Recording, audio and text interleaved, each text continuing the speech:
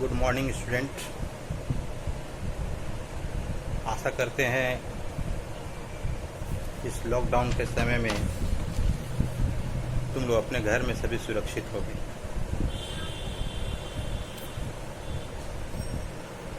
आज हम लोग जिस कविता को पढ़ेंगे उस कविता का शीर्षक है रामदास और कवि हैं रघुवीर सहाय।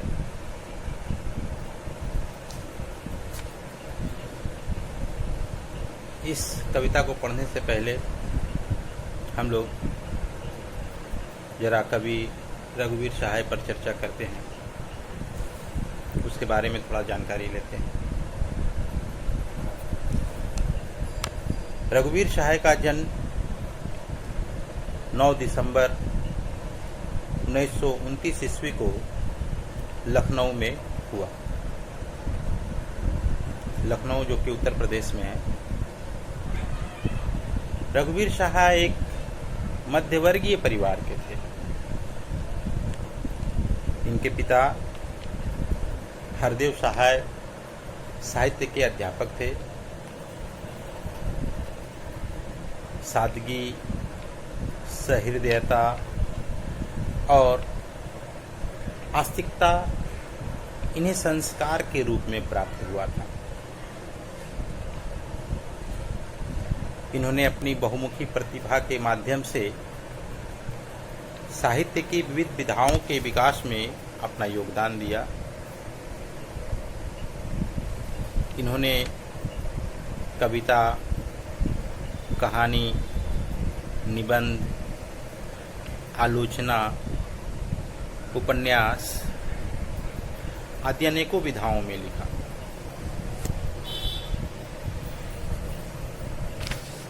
रघुवीर सहाय अज्ञे द्वारा संपादित दूसरे सप्तक के कवि थे। इन्होंने नवजीवन, नवभारत टाइम्स, दिनमान में संपादक का कार्य भी किया। इनकी पहली कविता अंत का आरंभ है। सीढ़ियों पर धूप में आत्महत्या के विरुद्ध हंसो हंसो जल्दी हंसो, लोग भूल गए हैं कुछ पत्ते कुछ चिट्ठियां आदि इनके काव्य संग्रह हैं। रास्ता इधर से है, जो आदमी हम बना रहे हैं आदि इनके कहानी संग्रह हैं। दिल्ली मेरा प्रदेश लिखने का कारण, उबे हुए सखी वे और नहीं होंगे जो मारे जाएंगे। भंवर, लहरें और तरंग, शब्द शक्ति आदि इनके निबंध संग्रह या निबंध हैं। इसके अलावा इन्होंने शेक्सपियर, मैकबेथ, लोरका आदि रचनाकारों के रचनाओं का हिंदी में अनुवाद भी किया। इनकी मृत्यु 30 दिसंबर 1990 ईस्वी को होती है। अब हम लोग रामदास शीर्षक कविता पर चर्चा करते हैं।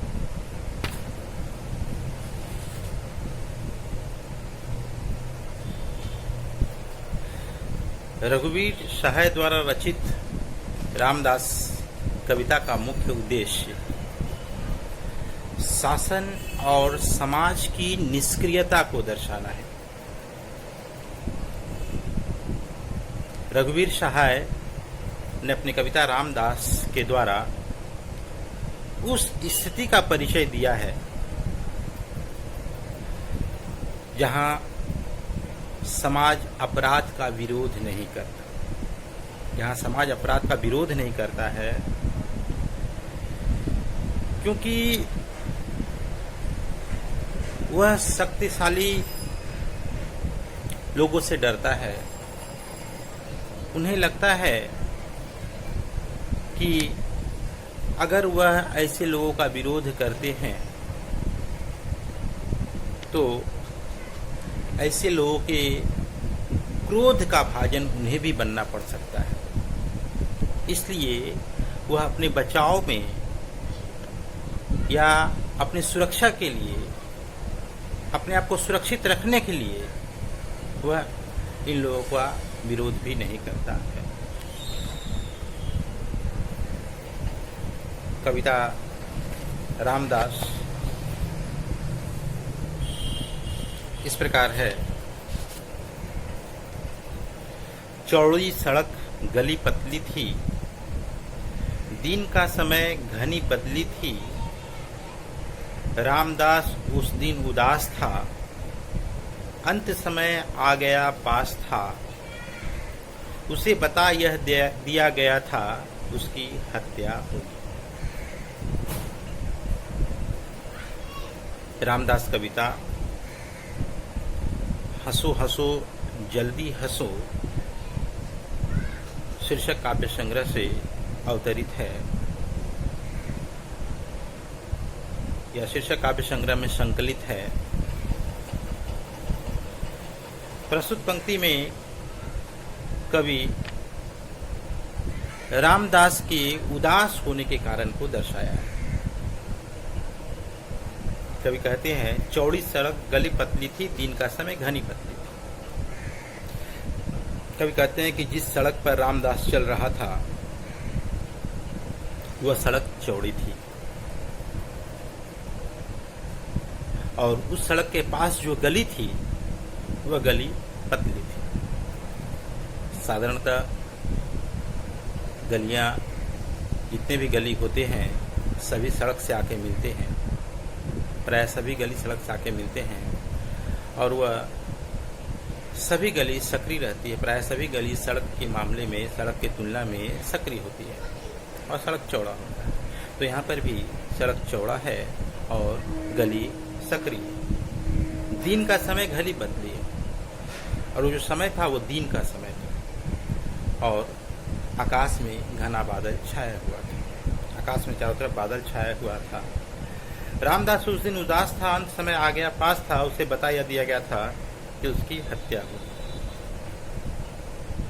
कवि कहते हैं कि रामदास उस दिन उदास था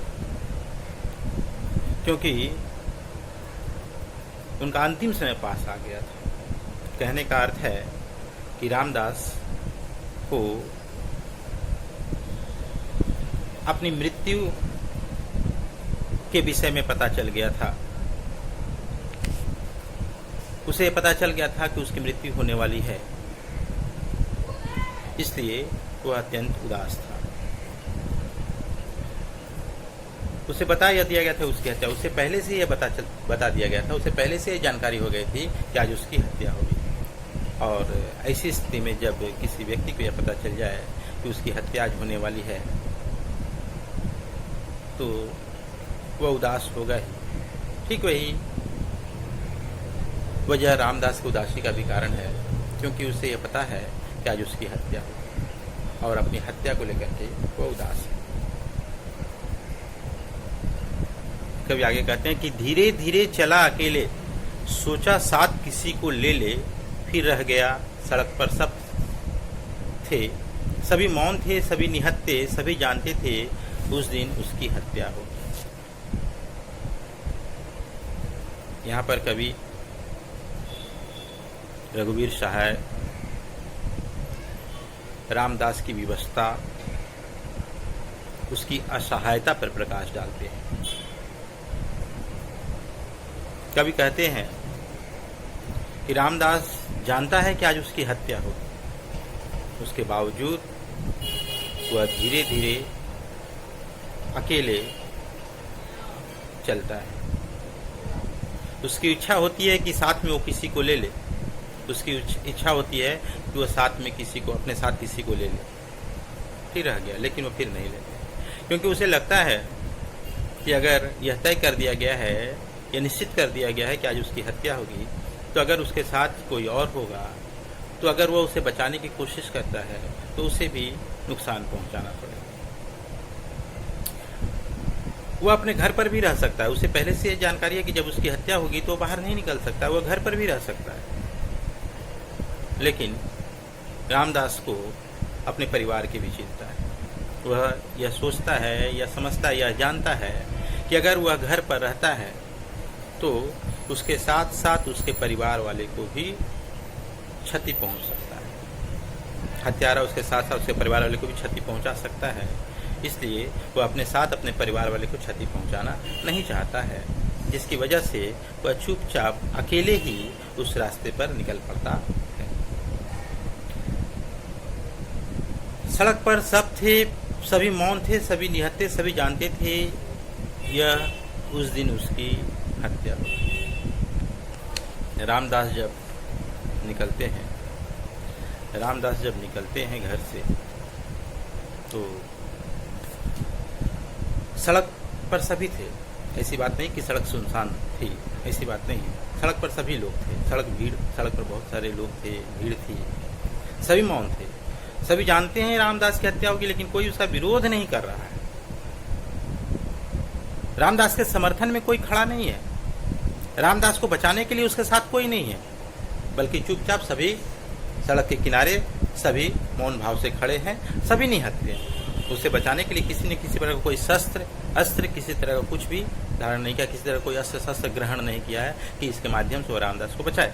नहीं, सभी तमाशबीन की भांति वहां पर खड़े हैं। और यह सभी जानते थे उस दिन उसकी हत्या होगी, और सभी जानते हैं कि उस दिन उसकी हत्या होगी। उसके बावजूद वह सभी लोग वहां खड़े हैं यह देखने के लिए कि क्या यह सही में रामदास की हत्या होगी। इस चीज को देखने के लिए, यह हत्या होती है तो किस तरह से होती है, यह देखने के लिए सभी लोग वहां पर खड़े हैं। खड़ा हुआ बीच सड़क पर दोनों हाथ पेट पर रखकर सधे कदम रख कर के आए लोग, सिमट कर आंख गड़ाए लगे देखने उसको जिसकी तय था हत्या होगी। प्रस्तुत पंक्ति में कवि हत्या निश्चित होने वाले रामदास की शांत मुद्रा का वर्णन करते हैं।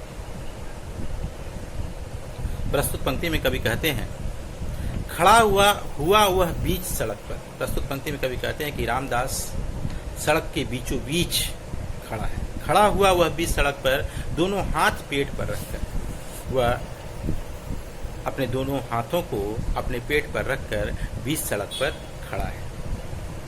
सधे कदम रख करके आए लोग, सिमट कर आंख गड़ाए। सधे कदम का अर्थ हुआ सावधानी से पैर रखना, यानी रामदास सावधानी से पैर रखते हुए वह आगे की ओर बढ़ते। सधे कदम रख करके आए लोग, सिमट कर आंख गड़ाए। और जब वो सधे कदमों को रखते हुए आगे की ओर बढ़ते हैं, बीच सड़क पर चल रहे होते हैं, तो लोगों की आंखें सिमट गई। यानी जो लोग इधर उधर अपने कार्य में लीन होंगे या इधर उधर देख रहे होंगे, सभी उन सारी चीजों को छोड़ करके सभी लोगों की आंखें रामदास पर आकर के सिमट जाती है। सभी लोग रामदास को एकटक निहार रहे होते हैं, सभी लोग रामदास को ही देख रहे होते हैं। लगे देखने उसको जिसकी तय थी हत्या, क्योंकि उन लोग जानते थे कि रामदास की आज हत्या है, यह तय कर दिया गया है कि रामदास की हत्या होगी, इसलिए वे सभी लोग रामदास को ही एकटक निहार रहे थे। निकल गली से तब हत्यारा आया, उसने नाम पुकारा, हाथ तौलकर चाकू मारा, छूटा लोहू का फव्वारा, कहा नहीं था उसने आखिर उसकी हत्या होगी। प्रस्तुत पंक्ति में कवि रघुवीर सहाय ने यह स्पष्ट किया है कि हमारी समाज व्यवस्था इतनी साहसहीन है कि लोग हत्यारे को भी रोक नहीं पाते। जो पहले घोषणा करके हत्या करता है। कवि कहते हैं कि निकल गली से तब हत्यारा, आया उसने नाम पुकारा। निकल गली से तब हत्यारा, निकल गली से तब हत्यारा, निकल गली से तब हत्यारा। प्रस्तुत पंक्ति में कवि कहते हैं कि रामदास की हत्यारा गली से निकलकर आया और उसने रामदास का नाम पुकारा। तात्पर्य यह है कि हत्यारा गली से आता है, हत्यारा गली से निकलता है। वह नहीं जानता है कि रामदास कौन है, वह रामदास को पहचानता भी नहीं, लेकिन वह रामदास का नाम पुकारता है। पूछता है कि रामदास कौन है। उस समय या तो रामदास खुद बता देता है, स्वयं बताता है कि मैं रामदास हूँ, या वहाँ पर जो दूसरे लोग होते हैं वह दूसरे लोग बताते होंगे कि रामदास कौन है। जब हत्यारे को पता चलता है कि वह रामदास है तो हत्यारा जो है हाथ साधकर, हाथ तौलकर चाकू मारा, हाथ तौलकर चाकू मारा, तौलकर यानी साध कर। उसने हाथ को साधते हुए रामदास को चाकू मारता है। कहने का अर्थ है वहाँ भीड़ है, हत्यारे को तनिक भी डर नहीं है कि कहीं भीड़ उस पर टूट न पड़े, उसका विरोध न कर बैठे। हत्यारा जानता है कि भीड़ कुछ नहीं करेगी। हत्यारा को इस बात का पता है, इसलिए वह सावधानी पूर्वक बहुत ही अच्छे से वह साध करके, अपने हाथ को साध करके रामदास के शरीर पर चाकू से वार करता है और चाकू लगने के बाद छूटा लहू का फव्वारा, रामदास के शरीर से खून का फव्वारा छूटता है। कहा नहीं था उसने आखिर उसकी हत्या, और वहाँ पर रामदास की हत्या हो जाती है। यह भी अर्थ हो सकता है कि रामदास पहले ही कह चुका था कि उसे मारा जाएगा और उसे मार दिया जाता। भीड़ ठेल कर लौट गया हुआ, मरा पड़ा है रामदास यह।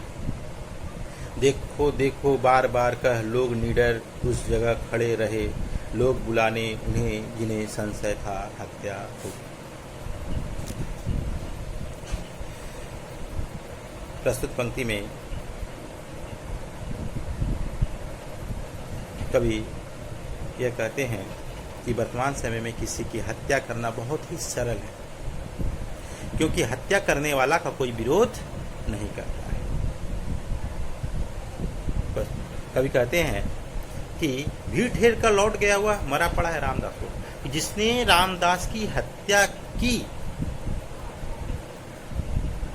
वह उस भीड़ को ठेल कर निकल गया। भीड़ ने उसका जरा सा भी विरोध नहीं किया, वह भीड़ को आसानी से ठेलते हुए निकल गया और बीच सड़क पर रामदास मरा पड़ा है। रामदास को चाकू मारने वाले को भीड़ ने जरा भी रोका नहीं। वह व्यक्ति, वह हत्यारा भीड़ को ठेलते हुए निकल गया और रामदास जैसा साधारण व्यक्ति, रामदास जैसा व्यक्ति जो समाज को सुधारने के लिए, पूंजीपति का विरोध करने के लिए खड़ा था, ऐसे व्यक्ति का शव बीच सड़क पर पड़ा रहता है। ऐसा व्यक्ति मरा हुआ बीच सड़क पर पड़ा रहता है। देखो देखो बार बार कह लोग निडर उस जगह खड़े रहे, लगे बुलाने जिन्हें संशय थी हत्या। और वहाँ पर खड़े होकर लोग उन्हें बुलाने लगते हैं जिन्हें यह संशय थी कि उसकी हत्या। यानी कुछ लोगों को यह संशय थे कि नहीं, हत्यारा ऐसा कुछ नहीं करेगा, उसने कहा लेकिन ऐसा कुछ करेगा नहीं। तो ऐसे लोगों को भीड़ पुकार कर दिखाने लगी कि जिन्हें रामदास की हत्या पर संदेह था, उन्हें पुकार कर दिखाने लगी कि देखो हत्यारे ने रामदास की हत्या कर दी।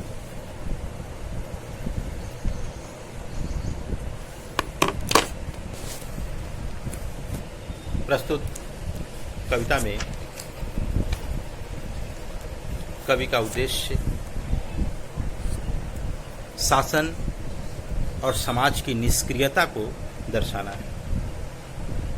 शासन तो निष्क्रिय हो ही गया और आज समाज भी पूरी तरह से निष्क्रिय हो गया। समाज में दिन प्रतिदिन आपराधिक घटनाएं घट रही है। इसके पीछे समाज भी कम उत्तरदायी नहीं है, क्योंकि समाज में सभी लोग अपने आप को सुरक्षित रखने की कोशिश में लगे हुए हैं।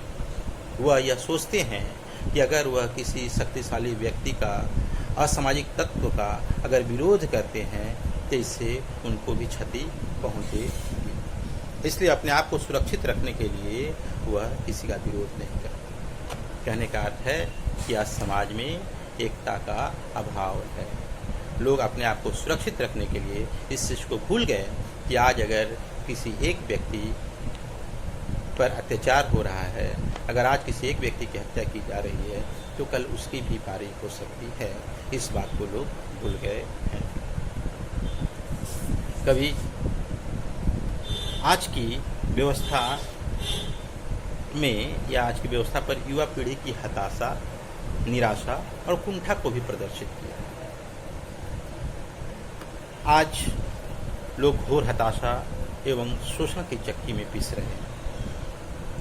उसके सामने निराशा का अंधकार छाया हुआ है। आज नवयुवक अधिक मात्रा में बेरोजगार पड़े हुए हैं, जिसके कारण वह पूंजीपति के हाथ की कठपुतली बनते जा रहे हैं।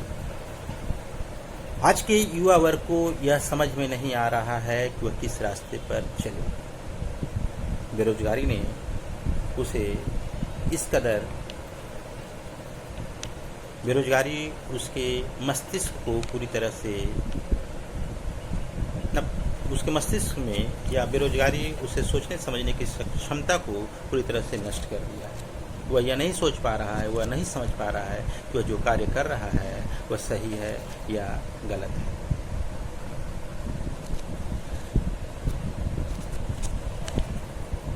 आज युवा वर्ग के सामने जो निराशा और अंधकार है, उसे इस निराशा और अंधकार से मुक्ति के लिए दूर दूर तक कोई रास्ता दिखाई नहीं देता है। इसके निराकरण की दिशा में कोई ठोस कार्य उठाने की जरूरत है। अगर कोई ठोस कार्य पर बल दिया जाता है तभी जाकर के आज के युवा वर्ग को सही दिशा दिया जा सकता है और रामदास जैसे लोगों की हत्या भी रोकी जा सकती है। आज राजनीतिक परिदृश्य में प्रशासन एवं व्यवस्था की पोल खोलना भी इस कविता का मुख्य उद्देश्य है। हमारे देश में इस पूंजीवादी व्यवस्था में असामाजिक तत्व बेहद बेखौफ हो गए हैं।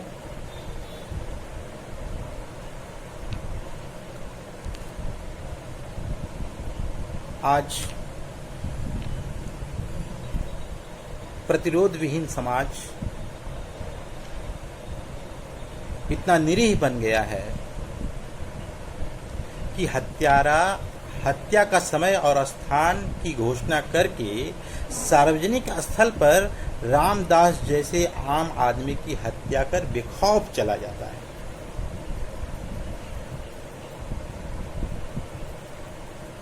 कवि ने दर्शाया है कि रामदास की स्थिति स्वतंत्र भारत की नियति बन गई। आज इतना ही।